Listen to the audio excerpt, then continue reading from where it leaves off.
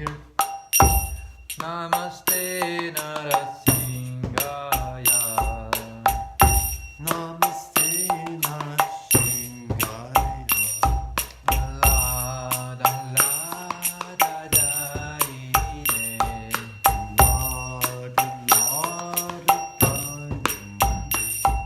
Hiranyakashi Purvakshaha.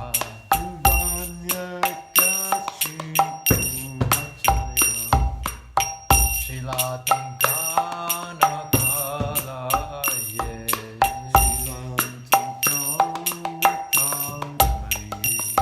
Ito Nrsimha Parato Nrsimho.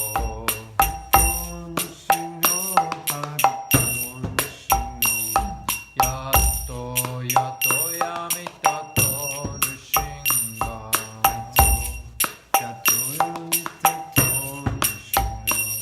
Pahir Nrsimho Hridaye Nrsimho.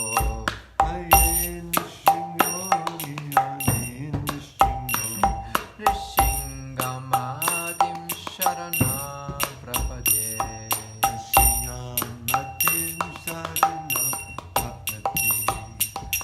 Tavakara Kamala Vare Naka Atputa Stringa Dalita Hiranyakashipu Danu Bringa Keshavatita Narari Rupa Jaya Jagadisha Hare. Jaya Jagadisha Hare. Jaya Jagadisha Hare.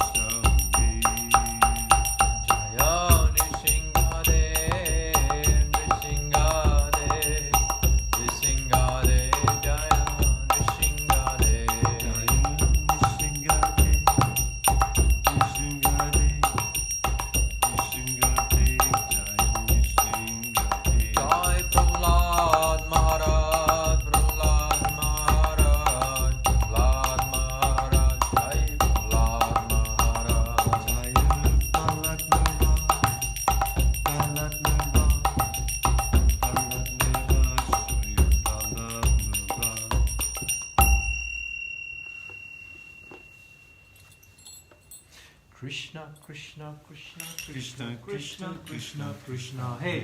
Krishna, Krishna, Krishna, Krishna, Krishna, Krishna, Krishna, hey. Krishna, Krishna, Krishna, Krishna, Krishna, Krishna, Rakshamam. Krishna, Krishna, Krishna, Krishna, Krishna, Krishna, Pahimam. Rama, Raghava, Rama, Raghava, Rama, Raghava, Rakshamam. Krishna, Kesava, Krishna, Kesava, Krishna, Kesava, Pahimam. So reading from Krishna book, there's some descriptions of Krishna's pastimes. Wow. Really? I'll find out. Just a second. So it's the last chapter. Sure, it's here. Okay, very good. Oh, my dear ocean, why are you roaring all day and night? Don't you like to sleep? I think you have been attacked by insomnia, or if I'm not wrong, my dear Shamsundara has tactfully taken away your gravity and power of forbearance, which are your natural qualifications. It is a fact that for this reason you are suffering from insomnia like me. Yes, I admit there is no remedy for this disease. My dear moon god, I think that you've been attacked by a severe type of tuberculosis. For this reason, you are becoming thinner and thinner day by day. Oh my lord, You are now so weak that your thin rays cannot dissipate the darkness of night. Or is it a fact that just as I have, you have also been stunned by the mysteriously sweet words of my Lord Shamasundara? It is a fact that it is because of this severe anxiety that you are so grave. O breeze from the Himalayas, what have I done to you that you are so intent on teasing me by waking my lust to meet Krishna? Do you not know that I have already been injured by the crooked policy of the personality of Godhead? My dear Himalayan breeze, please know that I have already been stricken. There is no need to injure me more and more. My dear beautiful cloud, the colour of your beautiful body exactly resembles the bodily hue of my dear most Shamasundara. I think, therefore, that you are very much dear to my lord, the chief of the dynasty of the Yadus, and because you are so dear to him, you are absorbed in meditation exactly as I am. I can appreciate that your heart is full of anxiety for Shamasundara. You appear excessively eager to see him, and I see that for this reason only drops of tears are gliding down from your eyes, just as they are from mine. My dear black cloud, we must admit frankly that to establish an intimate relationship with Shamasundara means to purchase unnecessary anxieties, while we are otherwise comfortable at home. Generally, the cuckoo sounds its cooking vibration at the end of the night or early in the morning. When the queens heard the cooing of the cuckoo at the end of the night, they said, "Dear cuckoo, your voice is very sweet. As soon as you vibrate your sweet voice, we immediately remember Shamasundara because your voice exactly resembles his. We must frankly admit that your voice is imbued with nectar, and it is so invigorating that it is competent to bring back life to those almost dead in separation from their dearmost friend."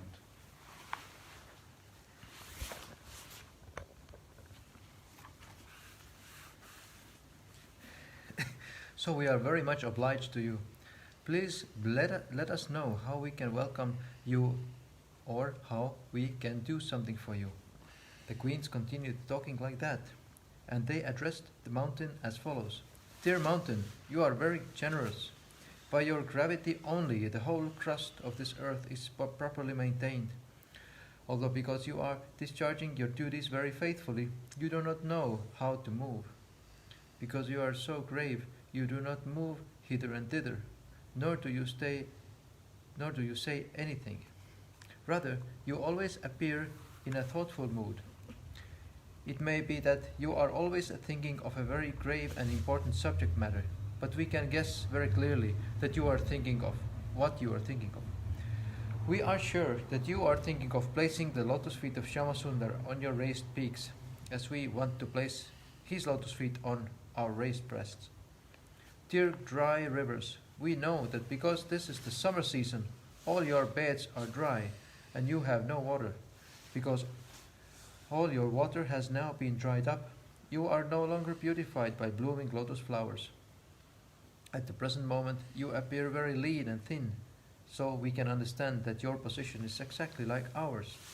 We have lost everything due to being separated from Shamasundar, and we no longer hear his pleasing words. Our hearts no longer work properly, and therefore we also have become very lean and thin. We think, therefore, that you are just like us. You have turned lean and thin because you are not getting any water from your husband, the ocean, through the clouds. The example given herewith by the queens is very appropriate. The river beds become dry when the ocean no longer supplies water through the clouds. The ocean is supposed to be the husband of the river, and therefore is supposed to support her. Unless a woman is supported by her husband with the necessities of life, she also becomes as dry as a dry river.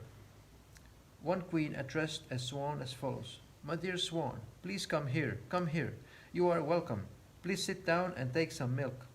My dear swan, can you tell me if you have any message from Shamasundar? I take you to be a messenger from him. If you have any such news, please tell me. Our Shyama Sundar is always very independent. He never comes under the control of anyone. We have all failed to control him, and therefore we ask you, is he keeping himself well? I may inform you that Shyama Sundar is very fickle. His friendship is always temporary. It breaks even by slight agitation. But would you kindly explain why he is so unkind to me? Formerly he said that I alone am his dearmost wife. Does he remember this assurance? Anyway, you are welcome, please sit down. But I cannot accept your entreaty to go to Shamsundara. When he does not care for me, why should I be mad after him? I'm very sorry to let you know that you have become the messenger of a poor-hearted soul. You're asking me to go to him, but I'm not going. What is that? You talk of his coming to me? Does he desire to come here to fulfill my long expectation for him? All right, you may bring him here, but don't bring him with his most beloved goddess of fortune. Do you think that he cannot be separated from the goddess of fortune even for a moment? Could he not come here alone without Lakshmi?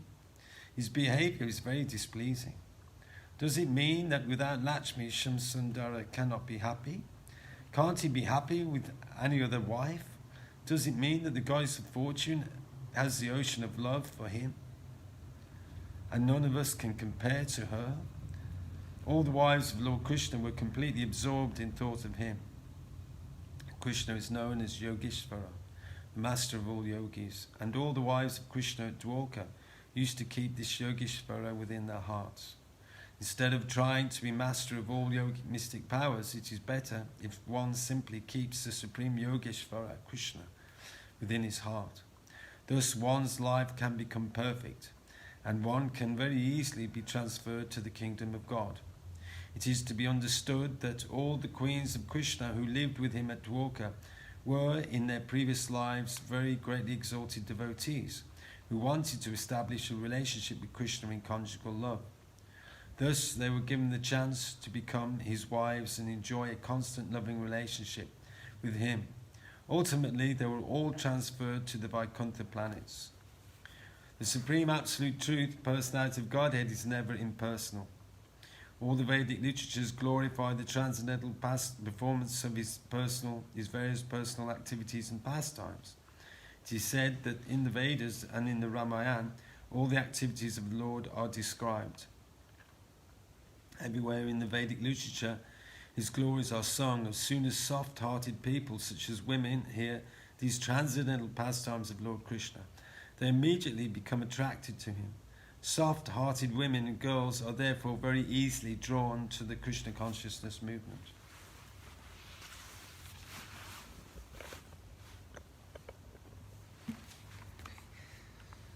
One who is thus drawn to the Krishna consciousness movement and tries to keep himself in constant touch with such consciousness certainly gets the supreme salvation, going back to Krishna at Goloka Vrindavan.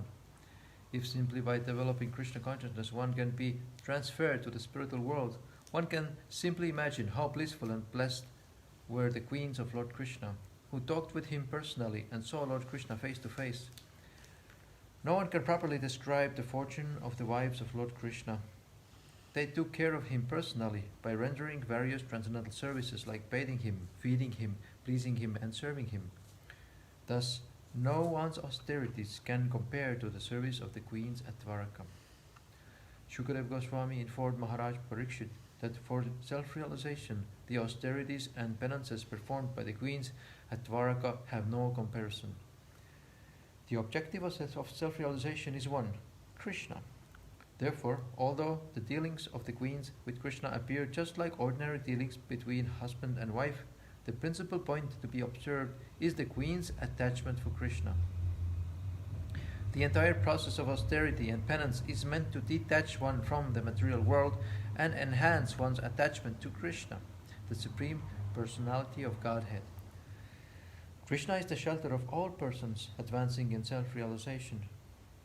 As an ideal householder, he lived with his wives and performed the Vedic rituals just to show less intelligent persons that the Supreme Lord is never impersonal. Krishna lived with wife and children in all opulence, exactly like an ordinary conditioned soul, just to exemplify to those souls who are actually conditioned that one may enter into the circle of family life as long as Krishna is the center. For example, the members of the Yadu dynasty lived in a family of Krishna, and Krishna was the center of all their activities. Renunciation is not as important as enhancing one's attachment to Krishna. The Krishna consciousness movement is especially meant for this purpose. We are preaching on the principle that it does not matter whether a man is a sannyasi or grihastha. One simply has to increase his attachment for Krishna, and then his life is successful. Following in the footsteps of Lord Sri Krishna, one can live with his family members or with a society or nation, not for the purpose of indulging in sense gratification, but to realize Krishna by advancing in attachment for him.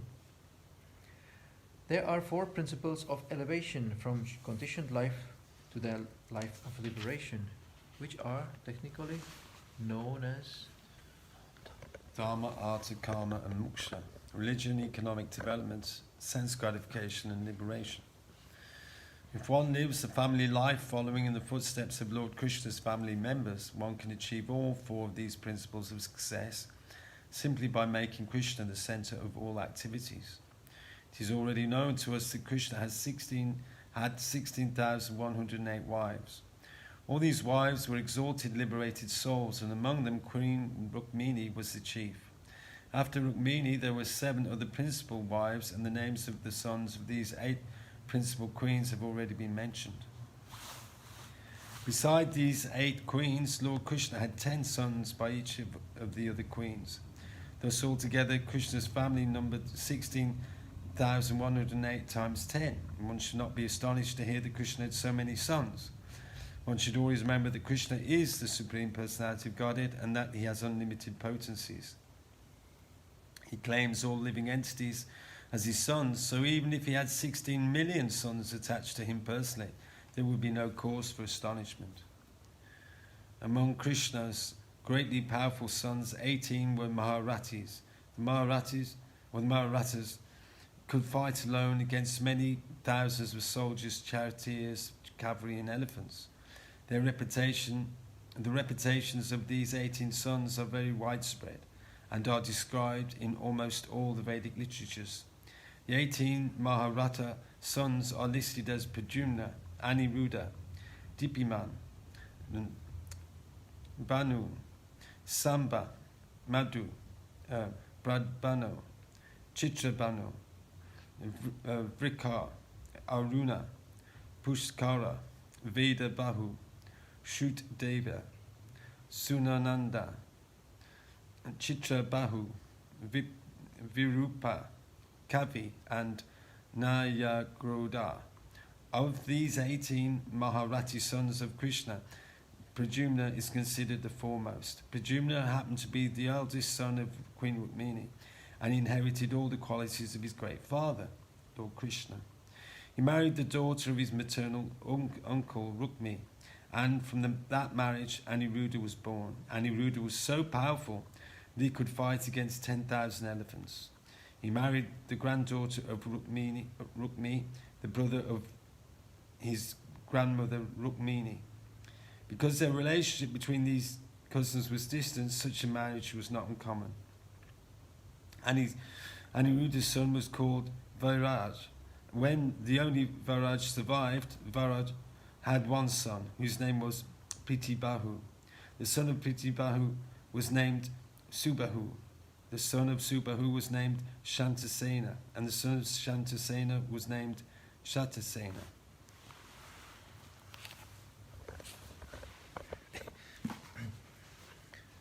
It is stated by Shukadeva Goswami that all the members of the Yadu dynasty had many children. Just as Krishna had many sons, grandsons, and great-grandsons, each one of the kings named herewith also had similar family extensions. Not only did all of them have many children, but all were extraordinarily rich and opulent. None of them were weak or short-lived, And above all the members of the Yadu dynasty were staunch devotees of the Brahminical culture. It is the duty of the Kshatriya kings to maintain the Brahminical culture and protect the qualified Brahmanas, and all these kings discharged their duties rightly. The members of the Yadu dynasty were so numerous that it would be very difficult to describe them all, even if one had a duration of life of many thousands of years. Srila Shukadeva Goswami informed Maharaj Parikshit that he had heard from reliable sources that simply to teach the children of the Yadu dynasty there were as many as 38,800,000 tutors or acharyas. Wow, it's a lot of teachers. If so many teachers were needed to educate their children, one can simply imagine how vast was the number of family members. As for their military strength, it is said that King Ugrasena alone had 10 quadrillion soldiers as personal bodyguards. It's a lot. Oh, that's a lot, by the way. Before the advent of Lord Krishna, within this universe, there were many battles between the demons and the demigods. Many demons died in the fighting, and they all were given the chance to take birth in high royal families on this earth. So before the advent of Lord Krishna, we'll repeat, within this universe there were many battles between the demons and the demigods, and many demons died in the fighting, and they all were given the chance to take birth in high royal families on this earth. Because of their royal exalted posts, all these demons became very much puffed up, and their only business was to harass their subjects. Lord Krishna appeared on this planet just at the end of Dwapar Yuga to annihilate all these demoniac kings. As it is said in the Bhagavad Gita, Paritranaya sadhunam vinashaya chatushkritam. The Lord comes to protect the devotees and annihilate the miscreants. Some of the demigods were also asked to appear on this earth to assist in the transcendental pastimes of Lord Krishna. When Krishna appeared, he came in the association of his eternal servitors. But the demigods also were requested to come down to assist him, and thus all of them took their birth in the Yadu dynasty.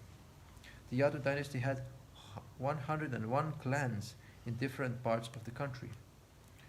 All the members of these different clans respected Lord Krishna in a manner befitting his divine position, and all of them were his devotees, heart and soul. Thus all the members of the Yadu dynasty were very opulent, happy and prosperous, and they had no anxieties because of their implicit faith in and devotion to Lord Krishna.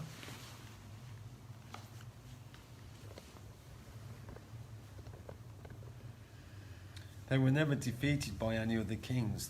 Their love of Krishna was so intense that in their regular activities in sitting, sleeping, travelling, talking, sporting, cleansing and bathing, they were simply absorbed in thoughts of Krishna and paid no attention to bodily necessities. That is a symptom of a pure devotee of Lord Krishna. There you go. You mean is this a hint of our level of Krishna consciousness? Hare Krishna. Okay. We don't comment. Just as when a man is fully absorbed in some particular thought, he sometimes forgets his other bodily activities. The members of the Yadu dynasty acted automatically for their bodily necessities, but their actual attention was always fixed on Krishna. Their bodily activities were performed mechanically, but their minds were always absorbed in Krishna consciousness. Srila Sukadeva Goswami had concluded in the 90th chapter of the 10th canto of Srimad Bhagavatam by pointing out 5 particular excellencies of Lord Krishna. The first excellence is that before Lord Krishna's appearance in the Yadu dynasty, the river Ganges was known as the purest of all things. Even impure things could be purified simply by touching the waters of the Ganges. This super excellent power of the Ganges water was due to its having emanated from the toe of Lord Vishnu. But when Lord Krishna, the Supreme Vishnu, appeared in the family of the Yadu dynasty, he travelled personally throughout the kingdom of the Yadus, and by his intimate association with the Yadu dynasty, the whole family not only became very famous, but also became more effective in purifying others than the water of the Ganges. The next excellence of Lord Krishna's appearance was that although he apparently gave protection to the devotees and annihilated the demons, both the devotees and the demons achieved the same result. Lord Krishna is the bestower of 5 kinds of liberation, of which Sayuja Mukti, or liberation of becoming one with the Supreme, was given to the demons like Kamsa, whereas the gopis were given the chance to associate with him personally. The gopis kept their individuality to enjoy the company of Lord Krishna, but Kamsa was accepted into his impersonal Brahmajyoti. In other words, both the demons and the gopis were spiritually liberated. But because the demons were enemies and the gopis were friends, the demons were killed and the gopis protected. The third excellence of Lord Krishna's appearance was that the goddess of fortune, who was worshipped by demigods like Brahma, Indra and Chandra, remained always engaged in the service of the Lord, even though the Lord gave more preference to... You could read the last page. One page, yeah? Yeah. More preference to the gopis. Lakshmiji, the goddess of fortune, tried her best to be on an equal level with the gopis, but she was not successful. Nevertheless, she remained faithful to Krishna, although she generally does not remain in one place, even if worshipped by demigods like Lord Brahma. The fourth excellence of Lord Krishna's appearance concerned the glories of his name. It is stated in the Vedic literature that by chanting the different names of Lord Vishnu 1,000 times, one may be bestowed with the same benefit as by thrice chanting the holy name of Lord Rama. And by chanting the holy name of Lord Krishna only once, one receives the same benefit. So 1,000 times Lord Vishnu, 3 times Lord Rama, and 1 Lord Krishna. In other words, of all the holy names of the Supreme Personality of Godhead, including Vishnu and Rama, the holy name of Krishna is the most powerful. The Vedic literature therefore specifically stresses the chanting of the holy name of Krishna. Hare Krishna, Krishna Krishna, Hare Hare, Hare Rama, Rama Rama, Hare Hare. Lord Chaitanya introduced this chanting of the holy name of Krishna in this age, thus making liberation more easily obtainable than in other ages. In other words, Lord Krishna is more excellent than his other incarnations, although all of them are equally the Supreme Personality of Godhead. The fifth excellence of Lord Krishna's appearance is that he established the most excellent of all religious principles by his one statement in the Bhagavad Gita, that simply by surrendering unto him one can discharge all the principles of religious rites. In the Vedic literature, there are 20 kinds of religious principles mentioned, and each of them is described in different shastras. But Lord Krishna is so kind that to the fallen conditioned souls of this age that he personally appeared and asked everyone to give up all kinds of religious rites and simply surrender unto him. It is said that this age of Kali is 3/4 devoid of religious principles. Hardly 1/4 of the principles of religion are still observed in this age. But by the mercy of Lord Krishna, not only has this vacancy of Kali Yuga been completely filled, but the religious process has been made so easy that simply by rendering transcendental loving service unto Lord Krishna, by chanting his holy names, Hare Krishna, Krishna Krishna, Hare Hare, Hare Rama, Rama Rama, Hare Hare, one can achieve the highest result of religion, namely being transferred to the highest planet within the spiritual world, Goloka Vrindavan. Hare Krishna. Hare Krishna, Panchatattva Darshan, and thank you. Hopefully this reading helps all of us, you and us, to be submerged in thoughts of Krishna, which is the perfection of life, and which brings us the perfection of life.